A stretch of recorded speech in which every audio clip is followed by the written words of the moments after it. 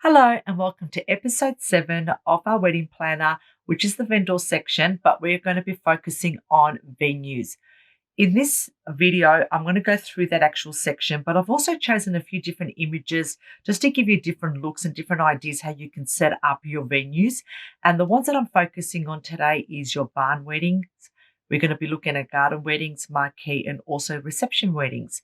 I'm also going to touch on a little bit on how you can cut cost on the actual menu.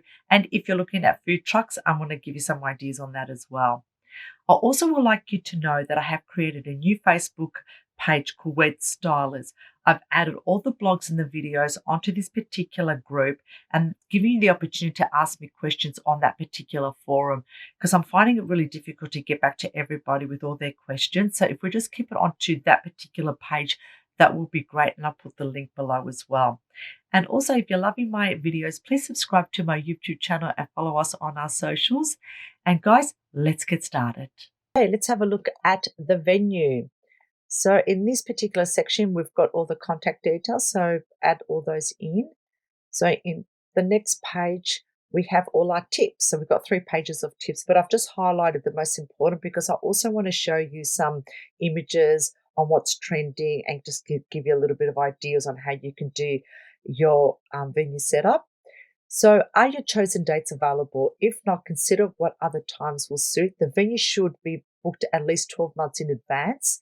And it's always the first thing that they book, or you can book your ceremony. Those 2 are the first ones. So just depending on which is more important to you. The chosen venue needs to accommodate the number of guests. So guests don't want to feel like they're squashed. So make sure there's enough room between the tables and the chairs so they can walk around, mingle, drink, and dance. So, what additional extras are you considering, and will the venue allow this? For example, a flower wall or a photo booth. It could be a cake table, and they will usually say yes. So, just make sure that when you're actually designing where everything needs to go, that you allocate space for them. Now, most places finish between 11 to midnight, and that's due to licensing restrictions. But if you want to go over the time limit, which is usually 5 to 6 hours, please get a firm amount because it can cost between $250 and $750 for that additional hour, and see if that's really worth it for you. But make sure you get that in writing so they don't overcharge you. Also have a look at what the upfront deposit is and when the balance is due, and inquire if the deposit can be refunded if there's anything that happens. But that should be in your contracts, and I have gone into contracts in our other episodes, so check those out. And confirm the form of payments the venue accepts, so whether they have cash. If it's cash, make sure you get a receipt for it. If it's FPOS, if it's Visa, whatever it is, just make sure you confirm it so you've got all that ready to go. Also, if the venue allows you to use your own caterer, and confirm if they can have access to the kitchen. It could be a caterer that's coming in, or you can even have I've had food trucks, and they kind of use the food trucks, and they also use the kitchen, to warm stuff up and stuff like that. And it's usually okay. So what the venue will do is they will charge you for the actual hiring of the venue, and also they will charge you to have staff on. So see if that's worth it as well.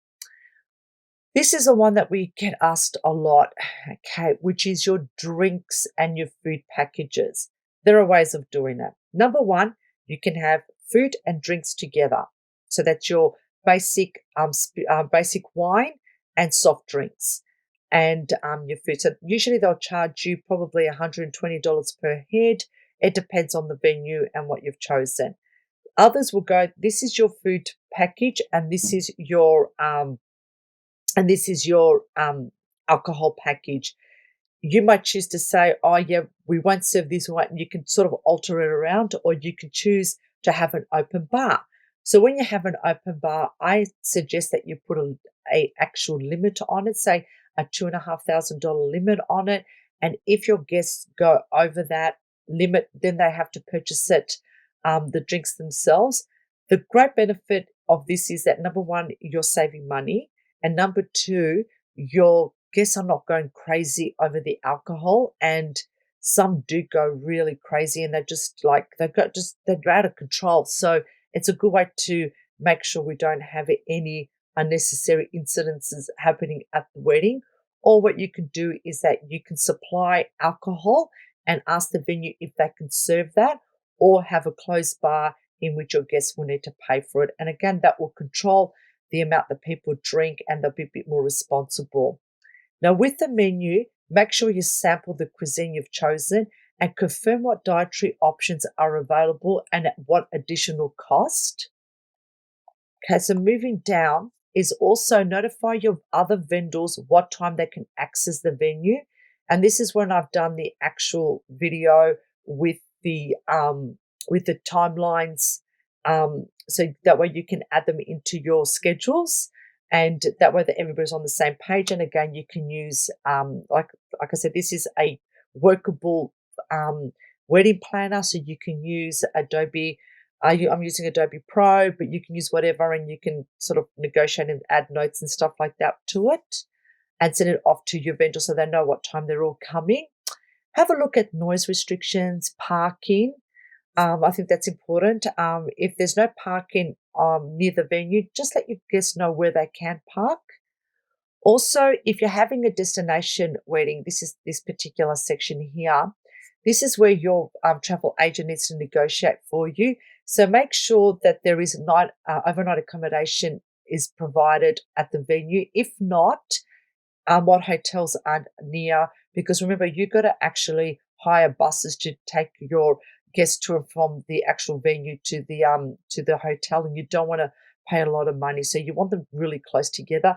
But again, that is your travel agent, and make sure you choose a travel agent that is experienced in destination weddings. And I have gone over this in episode 3 on destination wedding checklist.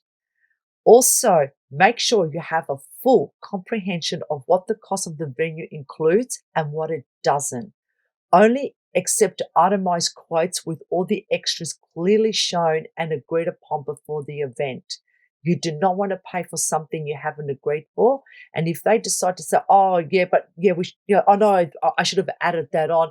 No, you make sure that you agree on it, you both sign it, you come to an agreement on the amount, and that's it. You are not to pay anything extra. And I'm always very firm with the venues if they try to pull any little shifties like that. And I make sure that my clients do not pay what they have not asked for and any extras that were never negotiated for. Now, then we move on to our budget. So I've broken the budgets into 2 sections. So one budget is hiring a venue and a marquee, which includes your barn, your garden weddings and so forth. So everything you need is all in here. So that's 2 pages. And if you need any other decorations, just add that in here. And then I've got the reception for the budget for the reception. So you've got that here. And then you've got your totals, and it's very easy budget, very easy to use. And again, you can edit it, and add. You could just do so much with this particular one. So you just press close, and then again, always at the end of every section, we have a to-do list, and this is where you can write your notes. And this is the to-do list as well. You can also write, like I said, write your notes, and you can also email it, create a link and send it, and invite people to the actual document, because this is a fully workable document. So these are just some examples that I've chosen from Pinterest, and I do use Pinterest a lot. I do recommend you create a vision board when you are looking for inspiration to create the perfect venue space. So this is just your indoor one, and please work with your venue coordinator, your florist, any other vendors that you have chosen for the day to create your vision. And so these are just some examples. And again, these are your examples for your marquee. So the great thing about the marquee weddings is that you can do half indoor and half outdoor. You've got the use of the natural light, a lot of lighting, and there's a lot of space. So just depending on the size of wedding you've got, again, create a vision board of what you like, and then just choose the final design. Villa weddings as well. So just be wary of the space and to see if you can fit your guests in there and the design you want. These are just your typical destination type weddings. And you'll notice a lot with the destination type weddings, they do use a lot of long tables because they just utilize that space. Because you'll notice a lot of people won't come to the destination weddings, but it just depends on your guest. And another thing that I've been loving and trending is barn weddings because they've got the high ceilings. You can have boho chic, and it just looks amazing. And you can do both indoor and outdoor. And these are just some examples.